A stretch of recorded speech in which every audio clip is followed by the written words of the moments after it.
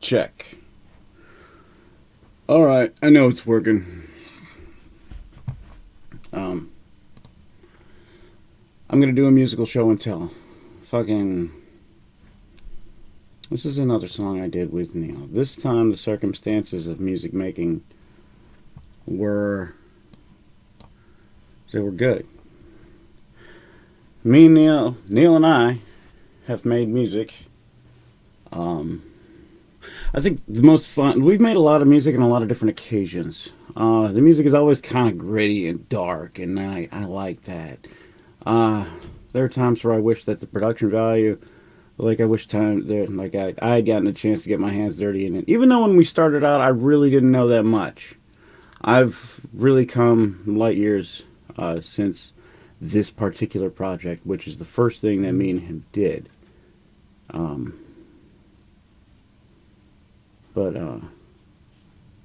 that him and I did together. And, sorry, I'm getting distracted by people in my hallway. I have strange paranoid problems. So, I always think there's somebody just pushing their ear up against my door and listening to what I have to say. I hope that nobody else ever has this issue. Anyways, and I'll tell you a little bit about this. Neil and I, we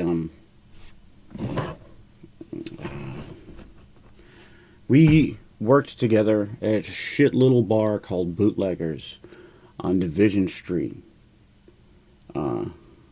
Like on Division and State. Right at that zero mark, all the way almost near the lake. Division is kind of downtown, kind of Gold Coast. It's near some nice areas, but the area itself is seedy. This little chunk. And we worked in this little strip of bars. This two-sided street of just debauchery. And there was like 7, 8, just all night, just loud, raucous bars to just get shit-faced in late night. You know, maybe go get laid by some floozy or something. You know, just a party. And I worked at one of these bars. So did he. It was like one of the, I think it was the smallest one on the street. Had the smallest capacity. But I had women dancing on that fucking bar every weekend. Not a problem. You know, you just learn the music. That what's hot. You fucking DJ it out. You throw some hoe juice out to people to get them loose. Some freebies, you know. Some cheap house liquor stuff. Hoe juice. So fucking shitty. Oh man, fucking. But it was a very formative time in my life where I learned how to interact with people on a very confrontational level. A very, you know, fucking in your face level.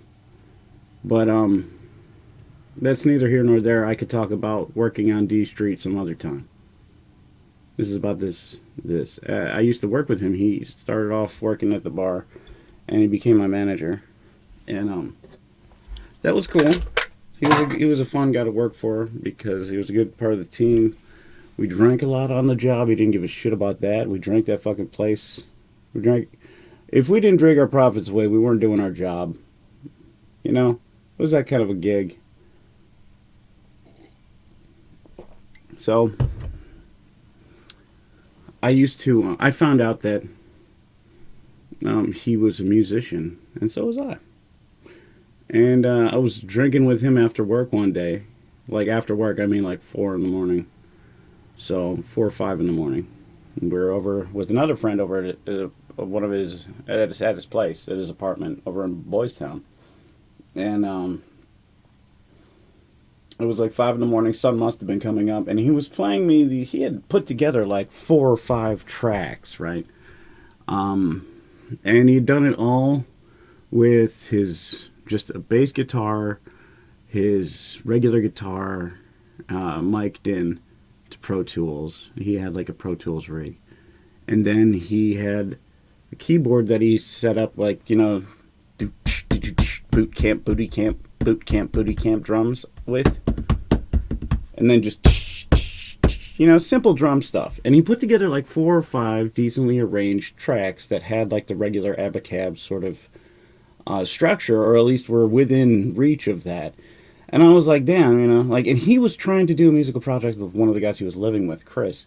And Chris and him had done music before, but I was there on this night, and one of our other buddies said that he wanted to do some music or some shit. But I was also there, and I was an active musician. I was in another band, Curse This Metal Body. I'll talk about that someday. So I was in this band, CTMB, and I was actively playing out. I was a gigging musician at that time. I was a frontman at that time, so I had experience singing. And I was all, fuck yeah, let's hang out. And and I knew how to step up to the plate when it came to a live microphone. I wasn't shy about that shit. And so that night, I was just like, you know what, let's write stuff on the fly. Let's fucking just lay down some shit. Let's, as I would now understand, just capture some flow. Let's see if we can get the flow. And you know what, me and Neil, we knew how to flow. We were both fucked up out of our minds on so much Jägermeister and weed. Sometimes fucking salvia and fucking, my God, absinthe.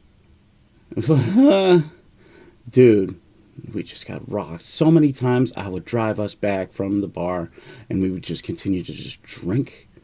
And I would let my car just get a parking ticket from being in the spot for too long after it was after hours. I would spend 4 hours just laying down tracks for like several weeks straight this one summer. And we just nailed it. We put together like this 5 or 6 song EP that has what I consider to be some of my most favorite songwriting of all time, because it's so warm and it's so fucked up and it's so just grooving. And we did these, like, what I'm going to play you here is what I consider to be kind of like the anthem of the whole collection. There's a lot of good fucking bangers, and it goes a lot of places, like this little collection of Gimme the Gun songs. But the project was called Gimme the Gun, and my buddy Neil from Memphis lived in Chicago for a while and lived out in California. I officiated a wedding of his. We're close. I think we're pretty damn close. And this song is one that I've done with him that I thought was fucking rad. So, this one, I'm pretty sure that the idea here is that all of these were zombie stoner punk songs about some ridiculous thing. And the whole album was kind of like a big comic book. And this song, we called it Solanum, Chicago Zombie Punk Album, or Anthem. And this was based in, this was supposed to be like kind of like a narrative, a guy based in Chicago being taken over by zombies and shit. And all of the songs were something like that, riffing on that idea. Just zombie apocalypse. I was studying brains and I was deep into a zombie kick at that time. And it was just so much fun. Okay, fucking, here's the song. Know now that my wife has become, and this was stolen from Evil Dead 2. Oops. The only way to stop those possessed by the spirits of the book is through the act of bodily dismemberment.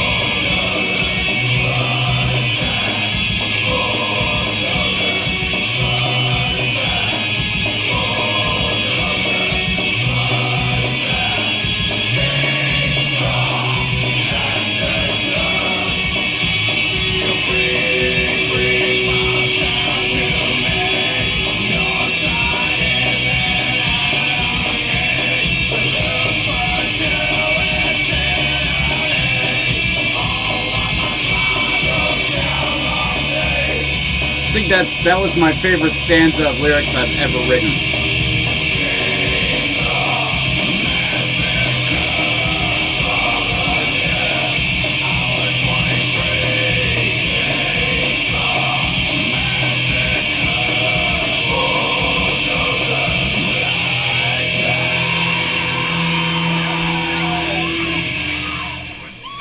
For myself, I have seen dark shadows moving in the woods, and I have no doubt that whatever I have resurrected through this book is sure to come calling for me. Oh man, that really was a very fun fucking song to make. And I just had the greatest time making that piece of shit album. You know what I mean? And I love listening to it, and I just love jamming to it. And it sounds like it was recorded in a fucking tin can, and I love it. You don't gotta be good. And you know what? That was some of the best rig that I ever recorded on at that time. And it was some of the worst shit I've ever recorded, like production-wise. And it's some of my most favorite shit. There's so many superlatives to this track and this album for me. It was a very special fucking musical contribution to like my portfolio, myself. What I consider, this is something I hold to I hold this with a very high esteem. So me and Neil kicked some fucking ass in this song, I thought. I don't know why. And nobody else can tell me otherwise. I fucking love it. I love it to death. Fuck yeah. Alright. 12 minutes, 12 and a half minutes.